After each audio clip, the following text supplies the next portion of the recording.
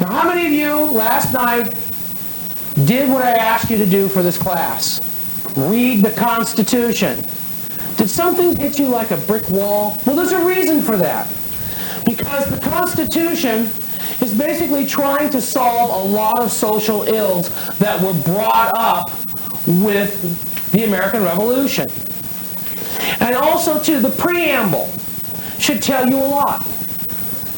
We, the people of the United States, in order to form a more perfect union, establish justice, ensure domestic tranquility, provide for the common defense, promote the general welfare, and secure the blessings of liberty to ourselves and our posterity, do ordain and establish this Constitution of the United States. Mission statement. But one of the things that's amazing about this Constitution is that not only is it meant to provide a stable government for the people after them, it's also meant to fix the problems that had arisen out of Confederation government. Now, what do I mean by Confederation government? We talked about it in the last section. It was called the Articles of Confederation. What is it that we are looking at? Well, for those of you that read the Constitution, it's obvious. The United States Constitution is the basic instrument of government and supreme law of the United States. Now, there is a debate here, and it's very central to the ideal that we're studying here. Is the Constitution fundamental law, or is it a living entity? Some people will disagree with you. Mainly Herman Bells. Bruce Ackerman will tell you, no, it's fundamental law. They are constitutional historians. Michael Kamen, Gordon Wood, Bernard Balin would say, no, it's a living entity. Now, I'm rather weird. I take the position that it's actually both. And the reason that it is both is because not only does it lay out what government can do, what government can't do, what the people can do and what the people can't do, but also, too, it's left ambiguous. Isn't that something that might have struck you while you were reading it? It's very ambiguous. If you compare it with the Missouri State Constitution, you'll notice that this Constitution has only a couple of pages printed. You look at the Missouri Constitution, and it's about that thick. Why? Because the Missouri Constitution gets very specific as to what can be done, how it's to be done. The Constitution really just gives basic stuff, doesn't it? And there's a reason for this. Now, some would say, well, it's because they were anticipating posterity. They were anticipating that changes would happen in society. Wrong! What happened was basically is you get a group of anti-federalists together defending the Articles, and you get a group of people that want to change the Constitution, make a stronger federal government. You put these two together in a hot room for an entire summer in Philadelphia with no air conditioning. They can't agree. Finally gets to put, look, we got to get out of this building. So what they do is they leave it ambiguous simply because they can't agree on specific tenets. This is also a very schizophrenic document. Well, because if you look at the Supremacy Clause, you look at the Necessary and Proper Clause, you see exactly what the Federalists wanted to do, which was create a strong federal government. But then, of course, if you look at Amendment number 10, it says that all the powers not specifically given to the federal government in the Constitution are given back to the states. Now, how can you have a government that is both state-centered and federal-centered? You can't. That's what makes it schizophrenic. You know what's going to take to sort this out? It's called a civil war. So let's get on to it. First, there are the Articles of Confederation. Now, the Articles of Confederation call for a government that theoretically possessed many powers. However, it was subordinate to the states. In other words, if the federal government was to try to do anything, it had to basically get the approval of all the states. Problem, you couldn't get a quorum. In other words, you couldn't get a majority of representatives from the states together all at once. And if you can't get a quorum to agree on a policy for the federal government, does the federal government get to do anything? No. The Articles of Confederation lasted for 6 years, 1783 to 1789.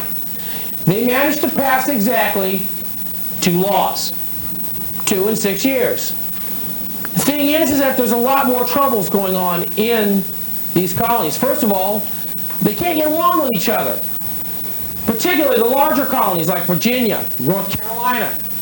You know, they would really just love to absorb New Jersey, Delaware. You know, and Delaware is a real small state. You basically take Jackson County, multiply it by 3, you have Delaware, and Rhode Island is even smaller. So the larger states would love to absorb. However, the smaller states are fighting for their state rights. Also, too, there's no central economy. Georgia trades with the Spanish dollar. New England prefers the pound and the shilling. Also, too, the money policies are different. Rhode Island finds itself in a morass of debt after the American Revolution. So how do they propose to solve the problem? Hey, let's break out the printing press! Let's whip off a whole bunch of money! That's exactly what they do. Virginia, on the other hand, they're very, very cautious about how much money is in their economy. So ultimately, you've got Rhode Island's pound is literally worthless, and Virginia's pound is the most solid and worth more. The problem is that now, if you're in Rhode Island and you trade with Virginia and your money's worthless, you're going to shell out a lot more of your money to buy goods that somebody in Virginia won't have to spend very much. Now, we don't have that problem in America today, do we? Your dollar spends just as well in Kansas as it does here in Missouri, does it not? But that is not the case at this period of time. And that is because the states did not agree, could not agree on a standard bank, a standard currency, a standard money policy. So what did they do? They left it alone. So the 2 laws that were passed. Have you ever noticed, any of you ever looked at a plat map? Basically gives you a map and it's laid out, shows you all the streets. It's laid out in certain districts and sections. That didn't happen by accident. That was one of the things that everybody in all the states could agree on. That we were to map out each city in 16 separate districts. One of them would be set aside for a government building and the other one would be set aside for schools, and the rest is commercial development. Streets would go along a grid pattern. So how can you tell a street prior to 1783? How can you tell a city that was founded prior to 1783? I don't have street names. Well, no, they have street names, but they don't follow the grid pattern. Normally, streets follow the topography, which means if you were building a street and it hit a hill, you don't want to go over the hill, you go around the hill. You want to have some fun? Walk in Boston. Go to Boston and take a walk. You do not have straight streets. They groove and they curve and they're all over the place. You go to Washington, D.C., and every street leads to the Capitol. You look at here, you have streets that are straight. Now you have some dead ends because of natural barriers. But primarily, if you look at all of your cities here in Kansas City, they have streets running west to east and north to south. That didn't happen by accident. That's the land ordinance. The Northwest ordinance was another thing that everybody could agree on. You had a region that was acquired. We've already studied about it, basically the Ohio Valley. Ohio, Indiana, Illinois, Michigan, and Wisconsin was ceded by Great Britain to America in 1783. Up to 6 states can be carved out of it, and slavery would be excluded from those territories. Those are the 2 laws that were passed by the Confederation Congress. Money problems we didn't talk about. Political problems we didn't talk about. Territorial problems and controversies between the states we didn't talk about. All of the major problems we didn't discuss. We passed 2 land ordinances. That's it. However, what really gets the framers is the social unrest. This is what's going to undo the Confederation government. Now, the Hatfield Uprising, which occurs in September of 1786, is what happened was is that after the American Revolution concluded and America had to start paying its debts to England, guess what happened?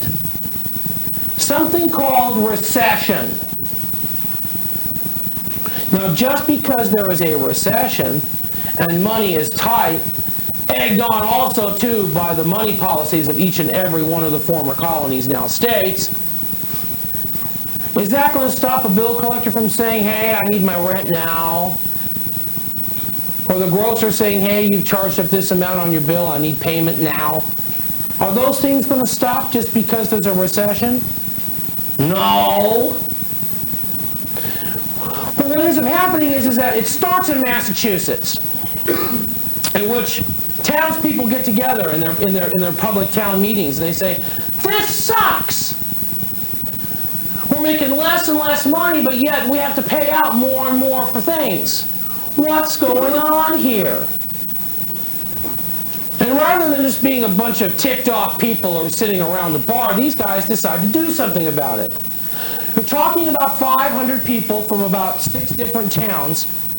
They go to Springfield, Massachusetts, which is where the seat of the state government is, and they shut down the Massachusetts Supreme Court. They cannot do business. Congress doesn't get a quorum called until December of 1786. You're talking 2 months after all this is going on, and they authorize Henry Knox, who is the Secretary of War, to pull together an army to take care of this problem. So they want to snag to that. The insurgent band breaks up in November.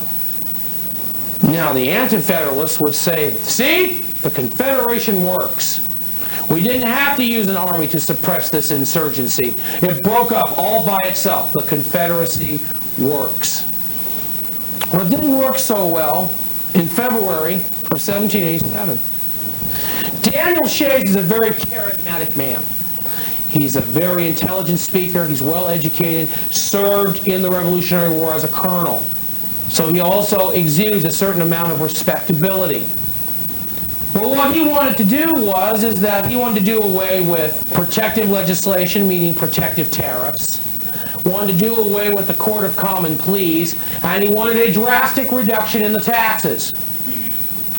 Again, because there's a recession and things such as rent and food are very expensive. Well, he gets a group around him to follow him to Springfield. They march to Springfield. They seize the federal arsenal. You know, where all the guns and the cannons and the bullets and the gunpowder are all stored that belong to this Confederation government. They seize it. Congress is called into session immediately. And they say, Knox, deal with this. Knox is like, well, we don't have a standing army. So I've got to go out and I've got to recruit people to the army. Then I have to train them. And again, by the time Knox pulls together a force that can even begin to deal with the problem, the insurgency breaks up under its own weight. But the fact that twice insurgents have been able to shut down the state government in Massachusetts is of great concern to the framers, who say, look, there's got to be a better way for this. This Confederation government is just not working. We can't get quorums. We can't get business done. We can't get funding bills through the Congress. The fact that many government officials hadn't been paid in months tell you exactly that. In fact, Alexander Hamilton would say, there is not a national humiliation that America has not suffered. It says so in Federalist number 2. So you get a group of people who want to take the government, and they want to take the Confederation, and they want to take the Articles and do away with them. Put together a whole new system. However, there are strong supporters for Confederation government. And these two are going to butt heads. First, in Annapolis, Maryland. And they say, okay, why don't we get together here and try to amend the Articles of Confederation? Why don't we sit down and we try to maybe make the federal government stronger? The problem is that you get these two groups together in one room, they can't get along. Because whereas one is saying we need to have a stronger central government. Why? Because if we can't stop internal threats to our stability, how are we going to thwart off an external threat from Britain or from France or from Spain or from any of those nations that decide, hey, America's weak, let's take them over? So you get them butting heads with each other. They can't agree, so they say, okay, we'll adjourn this. We'll meet again during the summer in Philadelphia. And we're going to work this thing out once and for all. And immediately, two groups emerge. There are the critics. The critics are the Federalists who sought to construct a government in the Lockean model of John Adams' thoughts on government. Thoughts on government, which have proven effective for state constitutions such as those in Virginia and in Massachusetts. They're called the Federalists. Then you have the Anti-Federalists. They argued that the new Constitution created a government with authority extending to every case that is the least importance and capable of acting at discretion and independently of any agency but its own. So what are the two arguments here? What is the Federalist argument? They wanted a strong central government. Because what had been the problem with the Articles of Confederation? What had been the problem here? They couldn't get anything done. When you had insurgent groups that were able to take over the state capital in Massachusetts, what happened? Well, the first time they couldn't get a quorum. Second time, by the time that they had to start from scratch building an army, the insurgency ended. Now what's going to happen if England attacks them? By the time we get an army together, we're going to be back under the British flag, singing, "Rule Britannia, Britannia rules the waves." And there isn't going to be any more America. That's the Federalist argument. Now, the defenders, the Anti-Federalists, are saying, but a central government will take away our rights, because they believe that the most effective government is that which is closest to the people. And because state government is closest to the people rather than central government, state can do the job more efficiently than a central government can. So already, do these arguments sound vaguely familiar? You think we would come up with a new argument after 200 and some odd years? Let's look at the ideology of the Constitution. You must understand one very important thing here. The people that are gathering in Philadelphia are highly educated. Not only are they highly educated, they are also among the richest of their colonies. They are landowners. And they firmly believe that it is only those who have a stake in their society who should determine the laws for the society. Now, what do I mean by a stake in their society? Own land. So, if you happen to be a shoemaker's apprentice renting an apartment from someone, does that mean you should have a say-so in this government? Nope. Sorry. No can do. The Constitution was meant to prolong the traditional elitist influence, what is called the deferential society. And that is very British. And one of the things the English firmly believe in is the class system. And we have that somewhat in America, do we not? We look at, the poverty class, the working class, the middle class, the affluent. Well, in England, you're in your place and you know where you are, which means what?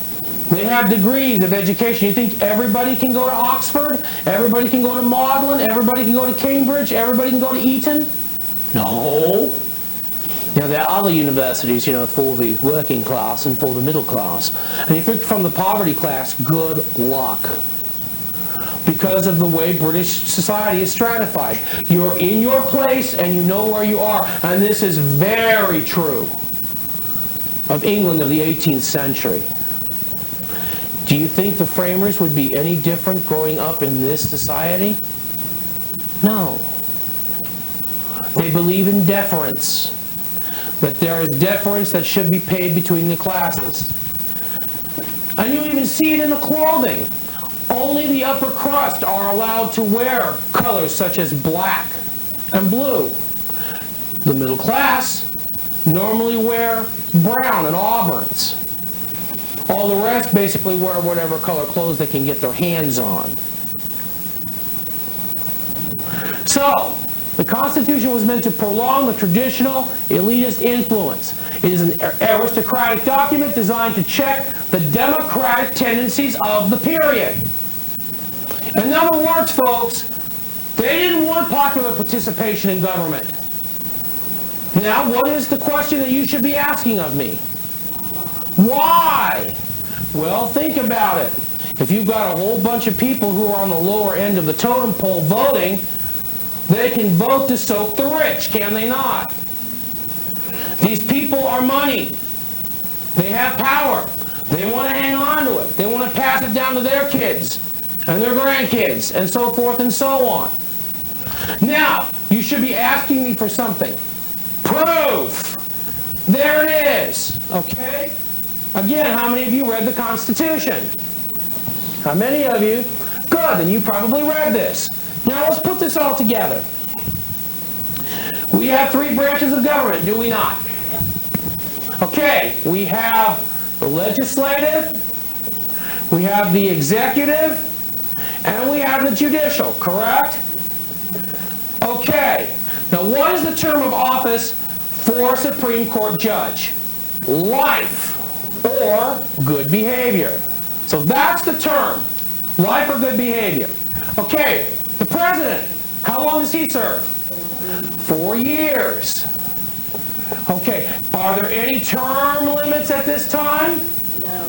So the president could serve for 4 years on infinitum, right? Okay, now we have two branches, do we not? We have the Senate and we have the House. The Senate serves for how many years? 6 years. The Senate is 6 years. The House is 2 years. Now let's look at this. Now let's look at how this happens. Are Supreme Court judges voted on? No. They are appointed by the president and they are confirmed by the Senate. Do we see any popular participation here? President, is he elected by a vote of the people? He is? When did that happen? The Electoral College. So do we see popular participation here? No. The senators, are they elected by the people? Well, as of 1913 onwards, yes. But in 1787, were senators elected by the people? Who elected them? The most numerous branch of the state legislature. So are we talking any popular participation here? Now the House. Are they elected by the people? Yes! Understand here that it's only the House, one half of the legislature, that has popular participation. Now let's compare and contrast. Life or good behavior, no popular participation. 6 years, no popular participation. 4 years, no popular participation. House popular participation every 2 years. Proof enough? The framers did not want popular participation in government. Plain and simple. Because when you get these popular movements, they can affect the government in a very big way. We will see that with the rise of Andrew Jackson later on when we talk about it. These are things that the framers wanted to guard against. Drastic turnovers in government. Secondly, again, constrain popular participation with the justification of a new, more positive method for protecting liberty. We've seen it in action right there. Third, looking at a new way of politics. The foremost tendency of government was to accumulate power at the expense of liberty. Remember, we talked about the social contract, did we not? What's the idea behind the social contract? Freedom for protection. That's the ideology behind this document. Now, how many myths have we already shattered just in the past 10 minutes? And the thing is that you've read the document, have you not? It's there. No question. Now, let's look at drafting it. Drafting it was not an easy task. Again, you've got two different sides looking at government in 180-degree angles. One is saying we need a central government to provide protection for our people. If government cannot secure that, there is no reason for government to exist. Correct? What are the defenders of the Articles of Confederation saying? Where should power be vested? The states. The Federalists come up with ideas to strengthen central government. How are the Anti-Federalists going to react? Let me slam on your brakes here, Sparky. You're trying to do away with the states. That ideology is played out. As we saw, the Federalists had specific arguments. In Federalist Essay number 38, James Madison gives a rationale. As he puts it, his argument against the Confederation was that it relied solely upon the states for enforcement of its laws, which tends to realize all the dangers that can be apprehended from a defective construction of a supreme government.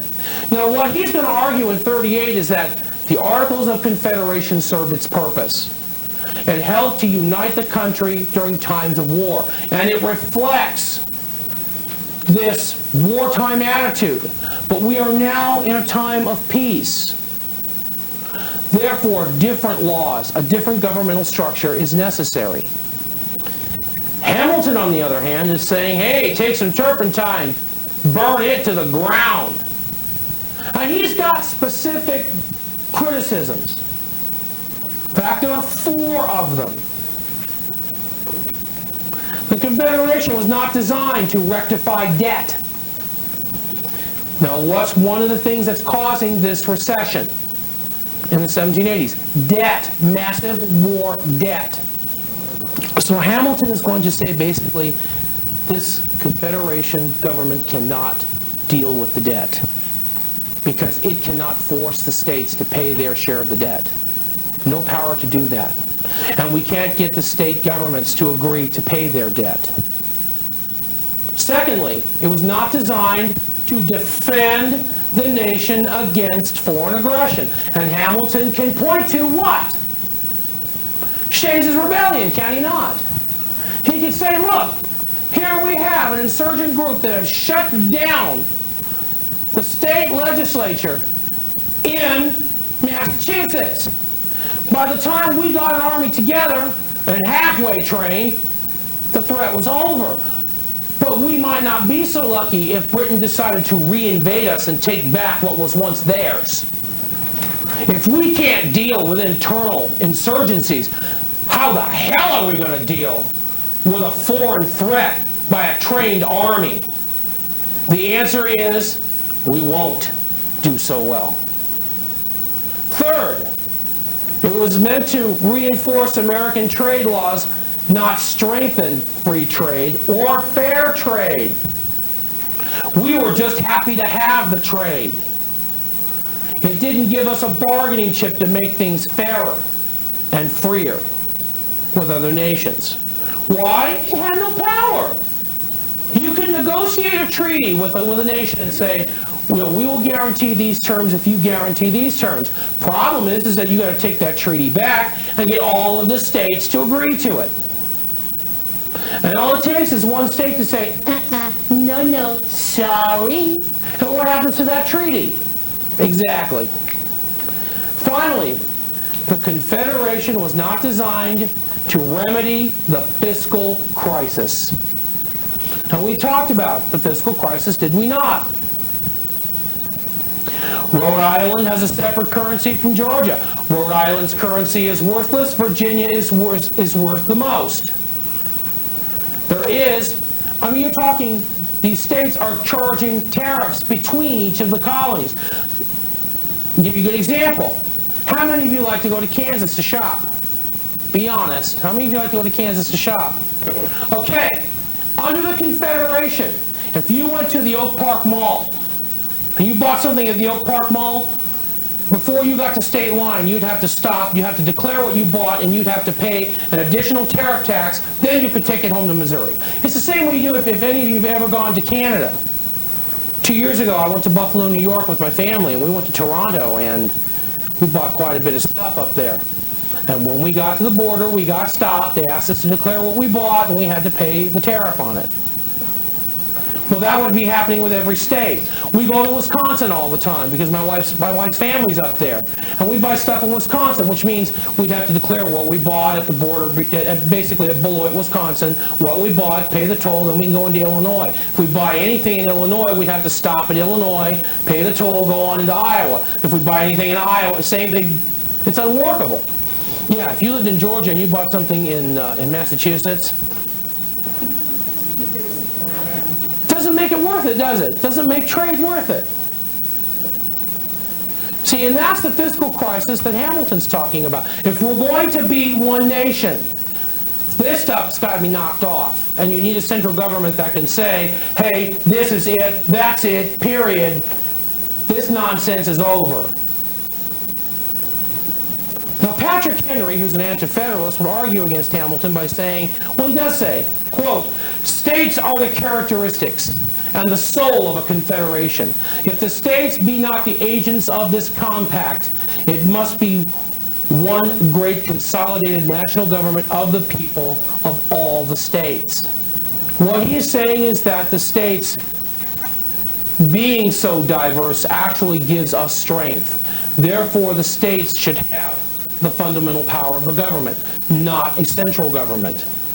Richard Henry Lee would have 4 arguments for keeping the Articles of Confederation. He will say that it guarantees a political balance between the sovereign states and the federal government. To which Hamilton would say, what federal government? Richard Henry Lee also said, too, that it guaranteed the efficient administration of diplomatic affairs. To which Hamilton would say, well, if we negotiate treaties and one state disagrees, what happens to the treaty? Richard Henry Lee would say that it regulated economic affairs with regards to currency and the disputes between the states. How would Hamilton react to that argument? Rhode Island versus Virginia. Need I say more? Finally, it proficiently guaranteed the equal rights of citizens in all the sovereign states. Well, of course it did, so long as you stayed in your state. If you were living in Virginia and you wanted to visit relatives in Pennsylvania, good luck. You will not have the equal protection of law that you will have in Virginia. Why? Because all the state constitutions are different, and they do not have one guiding principle to guide them. So what is constitutional in Virginia is not necessarily constitutional in Pennsylvania, and vice versa. These are the arguments that the framers are going to bring to the Philadelphia Convention of 1787. A very hot summer in Philadelphia in the summer of 1787, in a room in which you're going to have literally over 100 delegates locked in a room with curtains blanketing out the windows, and no news of what's going on in there is going to leak out to the press. Could we do that today? No. But that's what was happening. And there was no air conditioning. Over 100 people in one room with the curtains blacking out the sun and all the doors shut. This was going to be a hot time in the old town today. Yepers. So that's what we're looking at here. And in drafting the Constitution, they're going to have to come to some compromises. The Connecticut Compromise had to do with representation, because the big states said that there should be proportional representation. But why would the small states disagree to that? They're small. They're large. Every policy that comes up, they would be dominated by the larger states. So they're arguing for equal representation. Which the large states say, oh, wait a moment here. Whoa, let me slam on your brakes here, Sparky. But if we have equal representation, what's going to keep Delaware from dominating Virginia? Finally, it is actually an anti-federalist by the name of Luther Martin from Maryland that says, here's what we should do. We should have one body based upon proportional representation, and then we should have the other body, the Senate, equal. The House, the proportional representation, represents the citizens of the states. However, the states are represented by the Senate. Now, as we have seen, the needs of the people and the interests of the state are not necessarily the same thing, are they? The idea being, by doing this, that a balanced policy would come out of it. And the reason why they went for it is quite simple, because they just got tired of arguing. It took them 3 months to reach this compromise. Now, let's look at the structure itself of the Constitution. Article 1, Congressional Elaboration.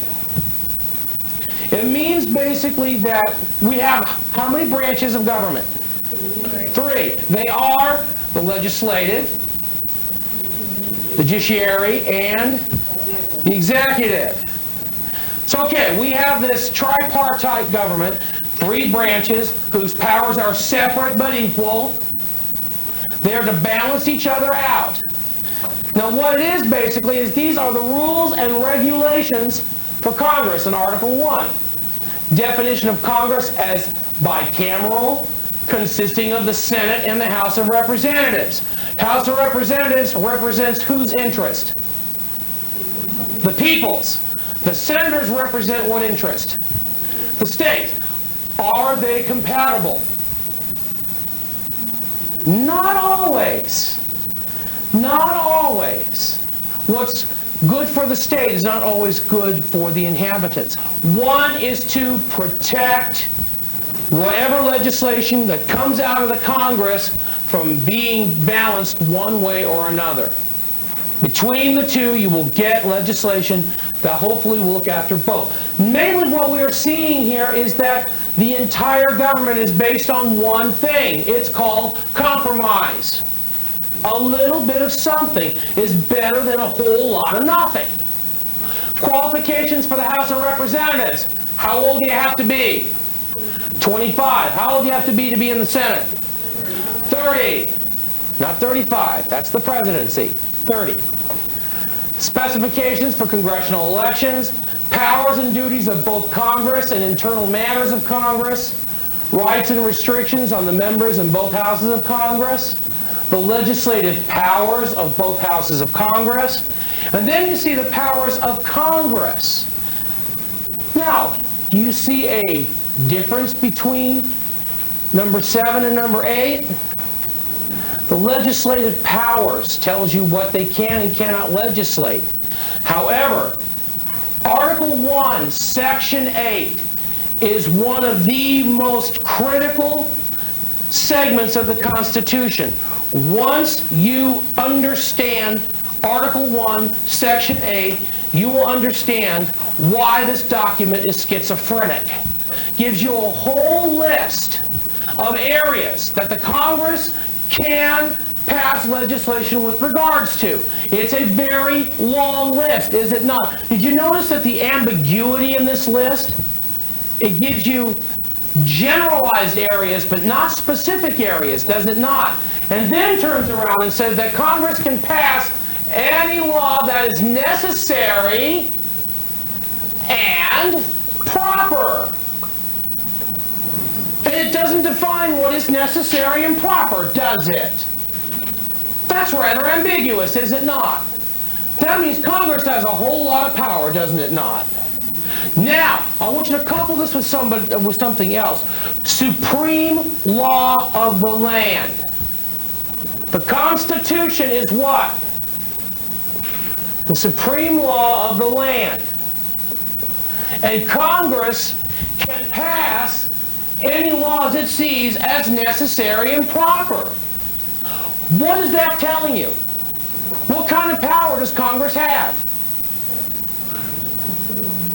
Did I hear somebody say total? Understand that these laws that they pass have to go to the president to be signed.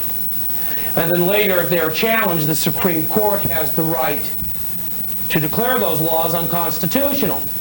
But with regards to making legislation, they have complete power to do as they see fit.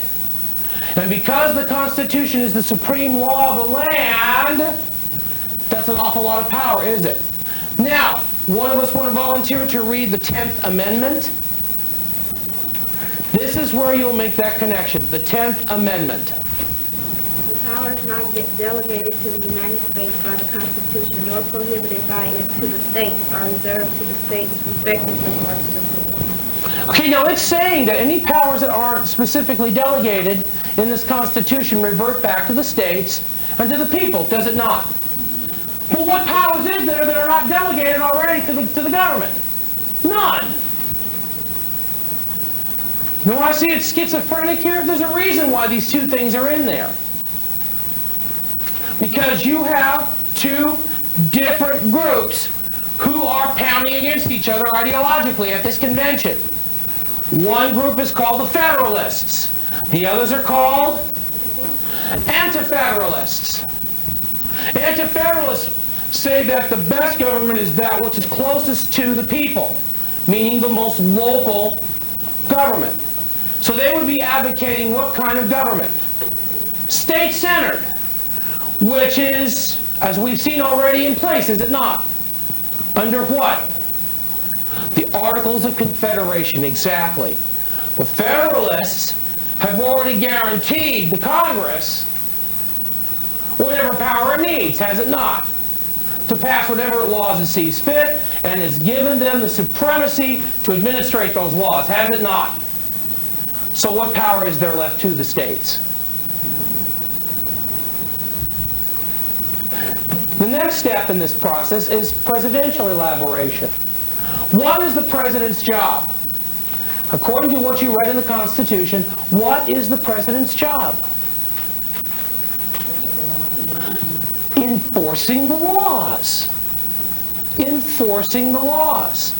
Which means that when he stands up in front of both houses of Congress for a State of the Union address, he can ask for certain laws to be passed. But he can't introduce the laws himself, can he? It's not his job, is it?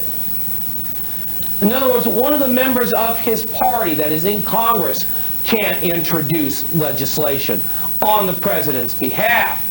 But the president can't do it himself. So he can sit up there and give a whole laundry list of things he wants. But if there's nobody there to introduce it in Congress, what's going to happen? Nothing. Exactly, nothing. Powers and duties of the president, execution of the law, State of the Union, just presidential impeachment.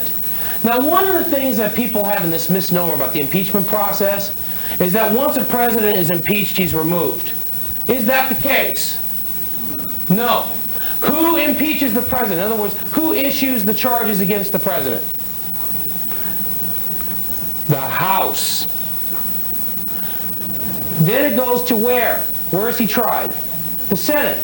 Now, is the vice president involved in any of this? You see, the vice president's job is he is president of the Senate. But what happens if you're going to have an impeachment trial against the president and the vice president is presiding over it? Well, one could say, well, it would be a conflict of interest because, A, if the president's removed, he becomes president, so he could be the one that makes all the decisions against the president. Or he could be trying to save the president's butt from being removed. So who is the one that conducts the trial in the Senate? The Chief Justice of the Supreme Court. How do you remove a president? Well, when the Senate votes on the articles, how many senators do they have to agree that the president should be removed? 2/3. Out of 100 senators, you need 67. Most pieces of legislation pass by 2 or 3 votes. It's even hard to get a quorum, which means get enough people to say, let's end debate and vote. That's 60. So, How difficult is it to remove a president from office? Well, we've seen it happen twice, haven't we? And what was the result both times? The president was acquitted both times, which means he was found not innocent, not guilty of the crimes. Yes? What presidents were they? Andrew Johnson in 1868 and William Jefferson Clinton in 1998, 130 years apart. Now, I will argue Article 3 provides something that is rather interesting and unique. You have, in the judiciary, the most powerful branch of the federal government. I will repeat that. The judiciary is the most powerful branch of the federal government. Okay, what is the job of the legislature?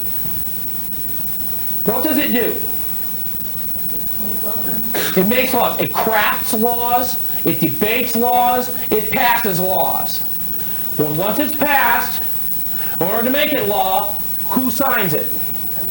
The president. Does that make it law? Does that put it concrete in stone? No. Why is that? Excuse me? It has to be declared constitutional or unconstitutional. By the Supreme Court, and only if it's challenged. Now that is amazing. Now, is the Supreme Court only powerful with regards to federal law? Can it declare state law unconstitutional? Oh, it sure can. Now remember what it said. It established this court as what? Supreme. So as you will see, a lot of the things that happen in the United States, the Supreme Court has its fingers on.